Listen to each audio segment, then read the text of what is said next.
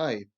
So, keeping consistent with the political theme I've had the last few days with obviously the American election, I thought it would be a good time to talk a little bit about what's the difference between the American political system and the system we have here in the United Kingdom. Obviously, the United States and the UK are both Western democracies, and we have shared values on issues like freedom of speech and gender equality and so on. And there's a range of other things. Um, and our two countries have very close ties for obvious reasons. I have no doubt the special relationship will continue under a Biden presidency. No doubt at all. Just for my British viewers, those who think Biden may be anti-UK, um, for whatever reason they may think because of his Irish roots. Apparently, during the Falklands War, Biden tabled a Senate hearing, something to that effect, whereby he supported the British position in the Falklands War. So that's interesting. Anyway, to get to the point about some of the differences, just a word of caution here. I don't consider myself an expert, so if I do make any mistakes and maybe more astute people recognize those, they can point that out. But I want to give just basics in terms of the two political systems, because sometimes I hear people on both sides ask this question, and yeah, for anyone who's interested, here we go. So, as we've seen from the American system, and this is more for my British viewers perhaps to understand this, anyone who maybe doesn't quite grasp it. In the American system, it's a pretty tidy system insofar as ever since George Washington, and this is why Washington is so revered, because he set the precedent for democratic transition of power, which is actually quite rare in world history. In many other countries, transfer of power is violent and chaotic. For all of America's problems and for all it has had a chaotic history with the American Civil War, with serious internal schisms, racial tensions, so on, for all of that, in 240 years, it has always had peaceful transfers of power, sometimes contested, sometimes contentious, but always peaceful. And I'm not actually pessimistic that it'll be any different this time. I know there was some trouble in Lansing, Michigan, and there will be strong feelings. That's happened in other elections, but I really don't believe there'll be like a second American Civil War, as some have made out. So, obviously, in the American system, this is based on the Electoral College votes. Now, admittedly, this used to confuse me, but basically, it's all about maths. The bigger the state, the more Electoral College votes it has. California has 55. It's a big state, it's the most populous state. New York, Pennsylvania, Texas, Florida, Illinois, they all carry a lot of Electoral College votes because they have big populations. Then you get small states like the Dakotas, Hawaii, Alaska, Wyoming, maybe only carry 3 or 4 electoral college votes because they have a smaller population. Now, as I understand it, and again, maybe American viewers could clarify this, each electoral college vote roughly corresponds to 700,000 people. And this is very rough. I know Wyoming, for example, has fewer people than that.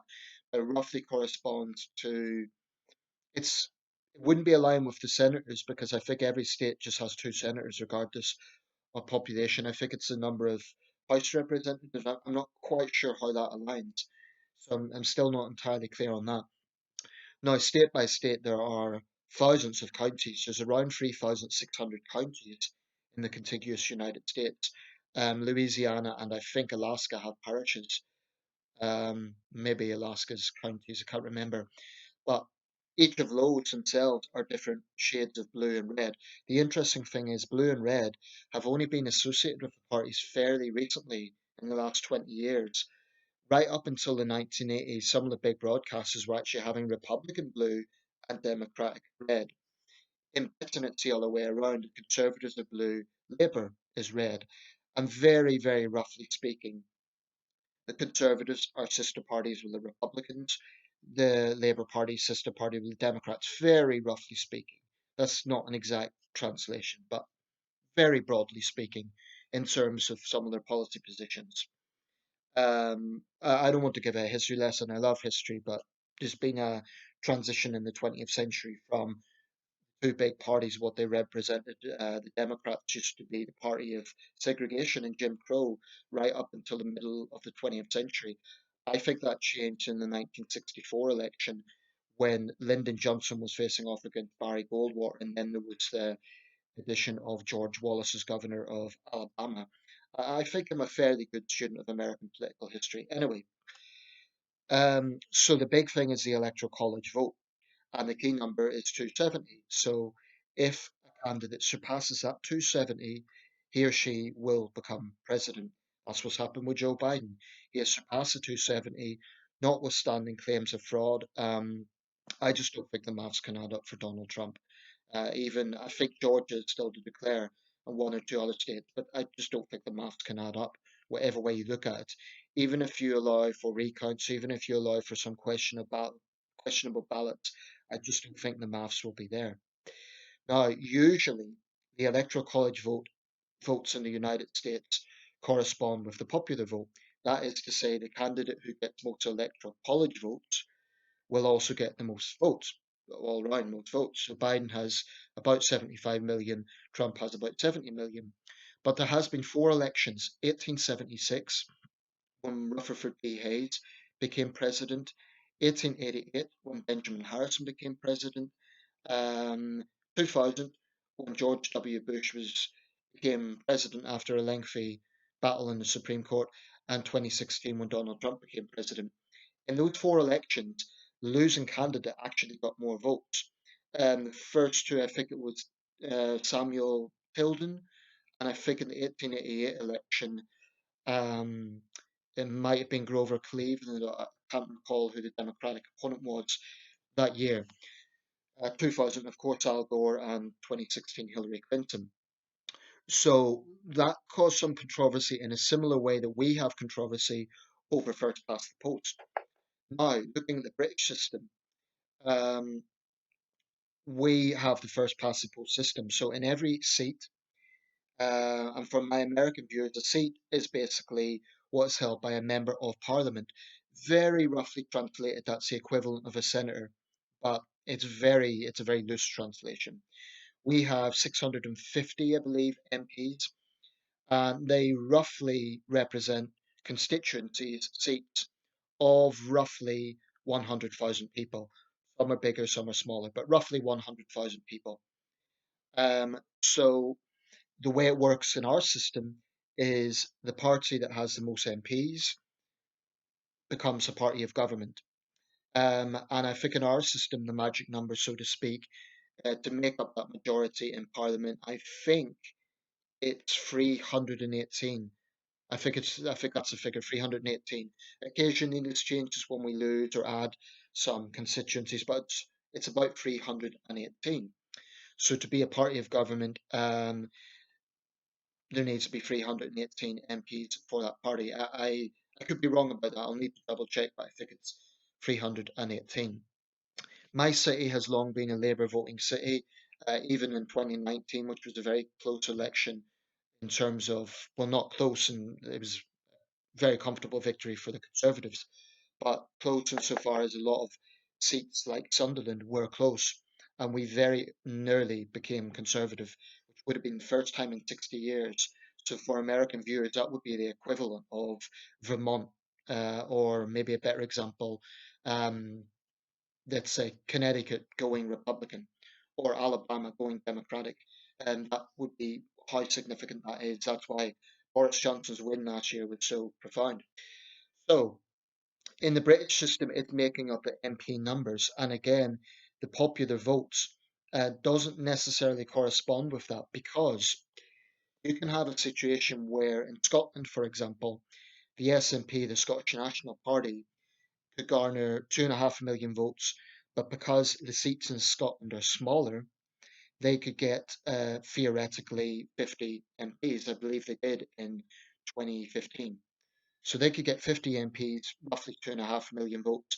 Yet in England, the Liberal Democrat Party, which is generally the third party, could actually get more votes than the Scottish National Party, but fewer MPs because of the seat allocation across England.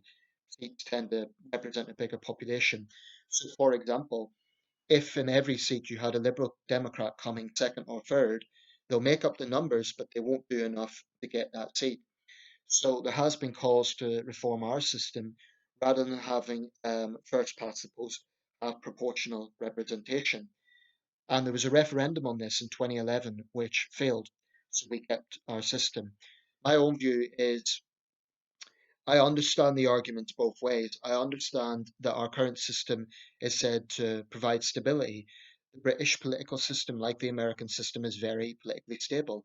We never have election violence. We have a peaceful transfer of power pretty much every time. Um, and Britain, like the United States, well, actually, I should say over the last century, we haven't had an internal war, with the exception of the Troubles in Northern Ireland, um, for a very long time, not since the Jacobite Rising of the 1740s. That was the last significant armed conflict within the United Kingdom, or at least within Great Britain. So we've enjoyed political stability in a way that most other European countries haven't until the 20th century. So in the early years, much like the American system, there was not universal suffrage, so the vast majority of people couldn't vote. So you'll notice in the early British general elections, um, there weren't that many popular votes, and there was a lot of corruption. For example, large cities like Manchester and Bristol maybe would only have one MP, whereas rural areas would have several. Um, and there was such a thing as rotten boroughs, which basically could be bought. So the corruption was rife. That reformed in the 19th century. There was the Chartist movement, and gradually male suffrage became more widespread. And then, but the 20th century, women's suffrage, 1918 for women with property, and 1928 for all women over the age of 18. So we've had a similar political evolution in that sense. Now, one big difference with the British and American system is the president is not leader of his so far his no women president so far his party. In the British system, the Prime Minister is also leader of his or her party. And the way this works is the big parties in the UK, which are generally the biggest parties, is the Conservatives and Labour. They choose their leader. Now, that leader could be leader for as little as a year or as much as 10 years, so long as they get elected within their own party. They could even lose a general election, as Jeremy Corbyn did, but still remain leader because they have the support within their party. Usually, what happens is when a leader loses a general election, he or she is seen as their position is untenable, they have to go. But the difference in the American system is in the American system, every 4 years, they choose a party nominee, they elect a party nominee. I don't think there's such a thing in the American system as leaders of the parties exactly, but there is leaders within the House of Representatives and the Senate. So as far as I know, that would be Chuck Grassley for the Republicans and Nancy Pelosi for the Democrats, depending on how the makeup of that goes. And then there's a House Majority Leader, a House Minority Leader. In the British system, we have a leader of the House of Commons, but the party leader will also be the person who runs for Prime Minister. Now, in the American system, theoretically, anyone can run for president if they get a presidential exploratory committee. As we've seen with Donald Trump, you don't even need political experience, you just need a lot of money.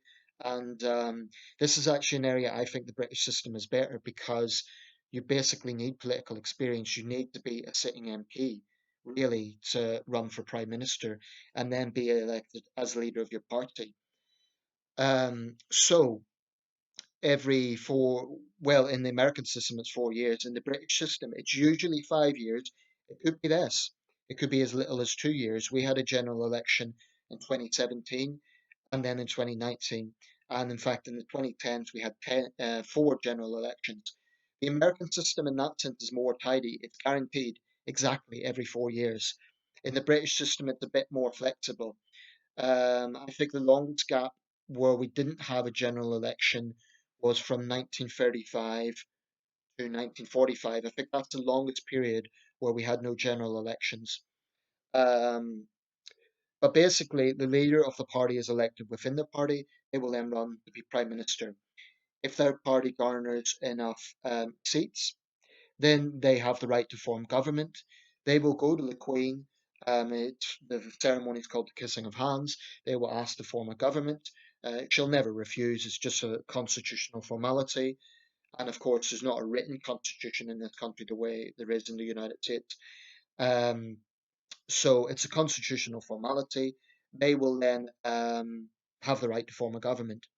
Now, in the case that it is extremely close, we have what's called a hung parliament, too close to call, so to speak. That is when both parties haven't quite done enough to get a majority government. This has happened a few times. It happened in 2010, it happened in 1974. So in 2010, what happened was David Cameron's Conservatives didn't get quite enough to get a majority in Parliament, therefore they had to negotiate. So there's 5 days of intense negotiations, and eventually the Liberal Democrat Party joined with the Conservatives to form a coalition government. That's very rare in British politics. It did happen and it was controversial. A winning party, that is to say, a party with the most seats, can still opt to form a minority government, but it's not a very good move because there's very little that they can actually get done. In 1974, Edward Heath tried to do that, but he found that it was just too difficult, and so a general election had to be declared for October that year. There's two general elections in 1974. So hopefully that isn't overly complicated. I've tried to be as concise whilst not being overly complicated. In the American system, the president, I mean, Joe Biden isn't the leader of the Democrats. Donald Trump's not the leader of the Republicans, although they really are the figurehead of the parties. In our system, Keir Starmer is the leader of Labour. He would be the Labour Prime Minister if he wins the general election. Boris Johnson's the Prime Minister because his party got the most seats and the most votes in the last general election. I'm not sure if we've had a system where the popular vote of the winning party has been less than the losing party. So in that sense, I think the popular votes have always corresponded with the number of seats, but it's not entirely proportionate. So like I say, those who favour proportionate representation say that in a given seat, the winner might not have a plurality of votes. So let's say, for example, there's 10,000 votes cast. Let's say the Conservative candidate got 3,500 votes or 4,000 votes. That's less than a plurality, that's less than 50%, but they still have more than the 3,000 for Labour and the 3,000 for the Liberal Democrats, theoretically. That's why our system's somewhat controversial for those who want electoral reform. Now, one problem with proportionate representation is you would have a sort of rainbow situation. We have small parties like the Greens have a pretty big chunk of the electoral proportion, and they'll constantly be putting up blocks against a Conservative government. So one of the criticisms of this sort of system is nothing would ever get done because you'll have a lot of different parties, smaller parties, constantly putting up blocks, constantly challenging things, and so nothing would get done. And I'm somewhat sympathetic to that view, but I recognise the strengths and arguments of both sides. Anyway, I hope that's somewhat clear. Just summed up, if that was too confusing, Boris Johnson is the leader of the Conservatives. The Conservative Party got the most seats. Joe Biden is the nominee for the Democrats, the successful nominee who has got enough electoral votes, he now has the right to be president. That's roughly the difference between the two systems. There will be other things as well. In terms of the state rights, that's a big thing in the United States, specific state laws as well, and recounts and so on. In Britain, the equivalent of that would be that there's probably different mechanics in Scotland, Wales, and Northern Ireland to England in terms of how things are done. And in London, London's divided into boroughs. So London's a huge city and it's essentially a county in its own right, Greater London. That's divided into 32 boroughs. So if you look at a British political map, you might see, for example, pockets of red and think, well, why is Labour won? It's somewhat similar to the Democrats. Democrats do well in cities, Labour does well in cities, whereas the Conservatives tend to do well in rural areas. So I live in a city, this city tends to vote for Labour. London is also a Labour city. People might think, oh, London, posh, rich. Not so. London has a lot of poverty and it has more, it's generally seen as a Labour city. So, any question, feel free to ask me. Another thing, another difference, we don't exactly have a ticket as such. Because we have a parliamentary system, not a presidential system, there is less focus on the leaders. However, this has changed in the 20th century. Certainly, Margaret Thatcher and Tony Blair were seen as presidential in their style, and there has been increasing focus on the leader. So, in a sense, theoretically, it's not a presidential system, and it's not a de facto presidential system. But there is a lot of focus on party leaders, and people will vote depending on who the party leader is. So people will vote for or against Labour depending on Keir Starmer, and before him, Jeremy Corbyn. Um, so in that sense, it is a personality thing here as well. We have far, far less spending, as David Cameron pointed out when he was on the David Letterman show. We have a limit. I think it's the maximum is, I think it's 10 million, or it's not even that. It's a lot less. Basically, the American system is unlimited now. On the Letterman show, there was a big cheer when Cameron said we have limits on election spending. So clearly, that's something a lot of Americans would like to see. Um, there's a few other things I can say actually. The American system, I prefer the fact it's a bit more ordered. What I mean by that is you have the candidate who wins the election, but inauguration isn't until 2 months later. The British system's very rushed. A general election campaign will only take 1 month. In the American system, the whole process takes about 2 years from the beginning of the sort of presidential exploratory committees through to the primaries and then to the general election, the presidential election. In our system, the whole thing takes about a month. And on election day, the votes are counted. Usually there's a projection fairly early on, and then the winning candidate goes to the Queen the next day. And literally on the same day, he or she goes back to Downing Street, makes a speech, and by that point, the losing candidate has left. Literally, you'll see a removal van. So it all happens in one day.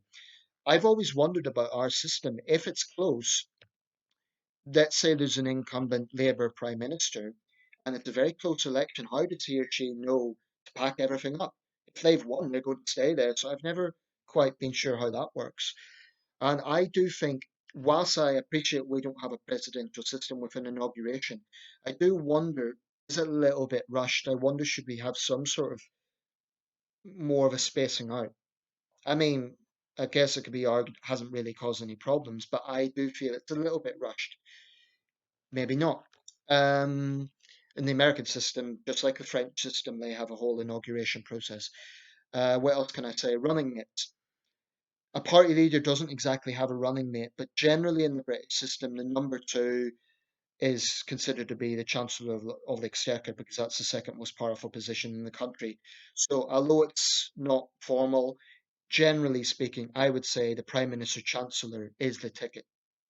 So a party leader and the party's shadow chancellor, which at the moment is Keir Starmer and I think Annalise Dodds.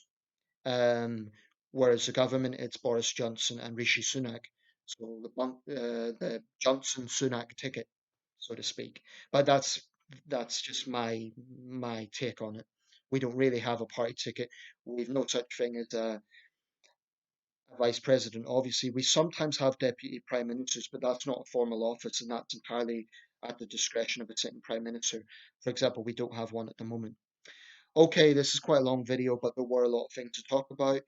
Feel free to ask any questions or point out any mistakes I have inadvertently made. Thanks for watching.